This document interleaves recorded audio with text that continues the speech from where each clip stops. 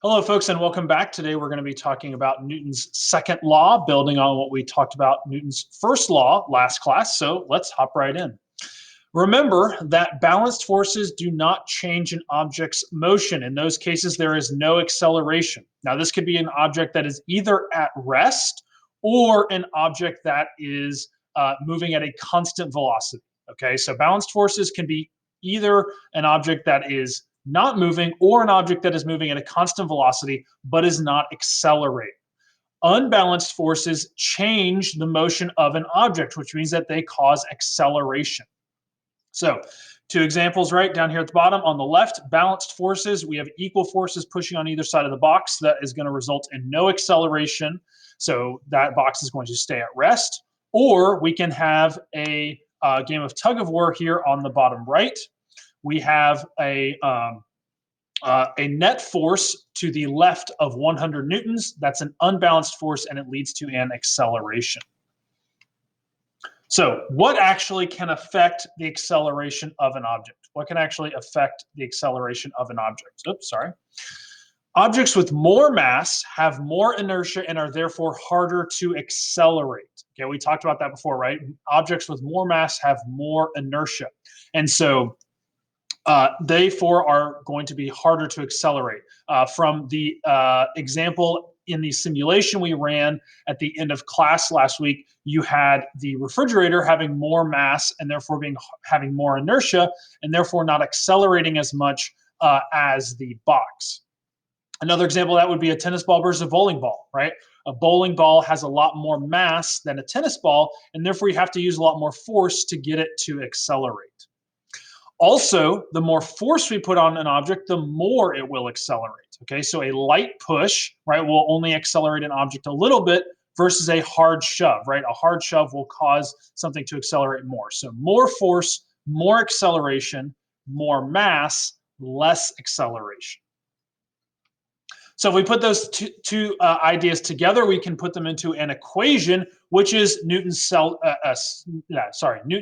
law, which is that the acceleration of an object is equal to the net force acting on it divided by its mass.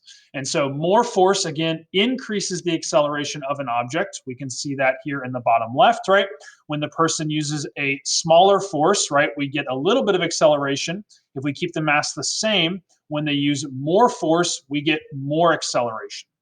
And also more mass decreases acceleration. So if we use the same amount of force on a bullet versus a car, right, the bullet is going to have a large acceleration while the car is only going to have a small acceleration, and that is because the difference is in the mass. So in our equation, right, because more force gives you more acceleration, we put force on the top, and then because more mass decreases acceleration, we put mass on the bottom. And so the acceleration of an object is equal to the force that you apply divided by the mass. Now, when does Newton's second law actually come into effect? Well, notice that we had to have a net force, and so therefore the object must be experiencing unbalanced forces, okay? So Newton's second law only comes into effect when an object is experiencing unbalanced forces and is therefore going to be accelerating. Remember, if the forces are balanced, there's no acceleration because there's no net force. So we've got a couple of practice problems that we're going to do just to kind of take a look at how do we solve problems of Newton's second law. So in our first one, we have a person pushing a bus that has a mass of 2,000 kilograms with a force of 500 newtons. How fast does the bus accelerate? So remember, whenever we're solving problems, we're going to start by writing the equation. Acceleration is equal to force divided by the mass. And so we have A equals F over M. Our force is the 500 newtons. So we have 500 newtons divided by the mass, which is 2,000 kilograms. And that's acceleration. And so then use your calculator, right? A is equal to 0.25. And remember that our unit for acceleration is meters per second or meters per second squared. And so that is how we would solve. So very straightforward, right? When you're trying to find the acceleration, all you have to do is take the force and divide it by the mass. For our second example, here we're trying to find the force, okay? So a person hits a 0.25 kilogram baseball. That's going to be our mass. The ball accelerates at 40 meters per second squared. That is our acceleration. How much force was the ball hit with? So remember, acceleration is equal to force divided by mass. Okay, what's our acceleration? 40 meters per second squared is equal to the force, that's what we don't know, divided by the mass, 0.25 kilograms. So how are we going to solve for force here? We're going to multiply both sides of the equation by the mass, so that way cancels out over here on the right, and then we're left with 40 times 0.25 kilograms. And so we have 40 meters per second squared times 0.25 kilograms is equal to the force. And so again, use your calculator, 40 times 0.25, that is going to be equal to 10 newtons is equal to the force. So there is our answer. Notice again that our unit for force is newtons. So make sure that you are always including that, okay? All right, so that is the first part of our notes. If you want to go ahead and pause and write your summary, do that. Okay, so now that we've summarized what we've learned about Newton's second law, what we're going to do is we're going to take a look at our practice for today. So let me get that pulled up. So at the bottom of your doc, if you scroll down, you'll see Newton's second law of practice. Go ahead and click on this link here to take you to the simulation. Now, this is the same simulation that we used before, but what we're going to be doing is we're going to be using a different part of it. We're going to be using the acceleration section. So once you've got this opened up, click on acceleration. And you'll notice that we want to get all of these settings on. So we want to turn on forces, values, masses, and acceleration. And then you want to click and slide the friction down to none. We are turning off friction here to be able to see what's going on without any friction at all. Okay, so here's what we're going to be doing. We're going to be exploring the effect of force on the acceleration of objects. And then in the second part, you're going to be exploring mass, the effect of mass on the acceleration of objects. So step number one, it says we're going to complete 5 trials. So we'll do a couple together and then you'll do the rest. We turn on the forces, values, masses, acceleration, and we turn off the friction. So we've got that all. And then we've got our buddy Joe right here. Okay, and we're going to select an object for him to push. Now you can pick any object you want, whatever object is fine. Once you have selected your object, you are going to then put in what is the mass. And for this one, we're keeping the mass the same for the entire time. Okay, so whatever mass you get, that's what you're going to be putting into this spot. Let me see if I can get my drawing tools to pop up again.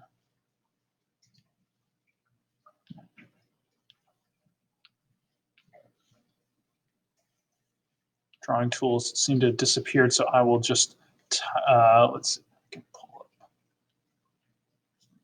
different ones. No, that's okay. I'll just type it in. So here, I'm going to be using a mass of 50, so I'm just going to put in 50 kilograms, and I'm going to put that in for all of them. Let me make that color so you can see it a little bit easier. All right, so we're then going to take this, and we're going to put it in for all of the masses, okay? And again, you can pick whatever mass you want. Just put them all in there. Okay, now, what we're going to be changing for the first one, right? The prediction says, what effect will increasing the force have on the motion of an object? So we're going to change the force, all right?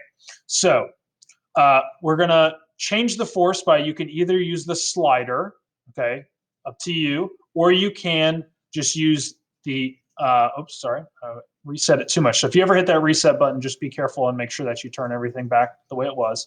The other thing you can do is you can click on that button and that will add on kind of predictable amounts of force. So I like that just because it kind of is repeatable. So for our total force for the first one, we're going to put in 50 newtons. Okay, so we've got 50 newtons of force.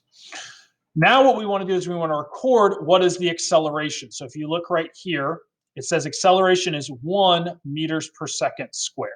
Okay, so we're going to put that in. Our acceleration is 1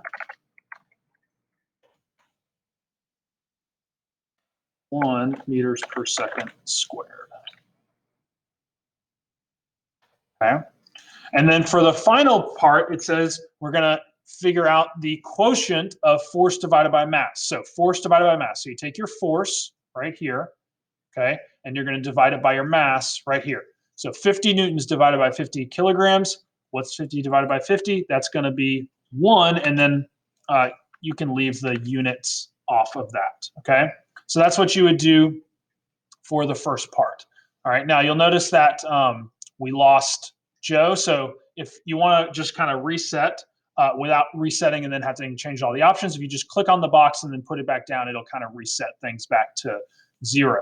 Okay, so for our second one, all right, for our second setup, we need to change the amount of force. So 50, let's go up to 100. Okay, so I'm putting in now 100 newtons of force. So let's update that. 100 newtons of force. And what's our acceleration now? Our acceleration is 2. Okay. And notice again that he does go away eventually because he gets going too fast for him. So we have to put that in. And then we need to do force divided by mass. So again, use your calculator if you need. The total force here is 100. We're dividing by 50. 100 divided by 50 gives us 2.